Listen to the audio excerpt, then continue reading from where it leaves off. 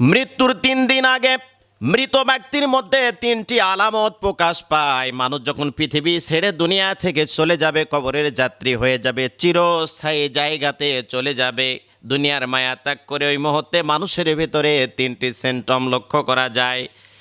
1 নম্বরে হলো খাবার দাবার বন্ধ হয়ে যায়, পরিবর্তন হয়ে যায়। আগে কত খাবার খেত, অনেক খাবার খেত, মুখে অনেক রুচি ছিল, কিন্তু দেখা যায় মৃত্যুর আগ মুহূর্তে এসে মানুষটা যখন বুঝতে পারে আমি আর দুনিয়াতে বেঁচে থাকবো না, আস্তে আস্তে করে তার খাবারটা সংকীর্ণ হয়ে আসে। 2 নম্বরে মানুষের কথার ভিতরে ভিন্নতা দেখা যায়।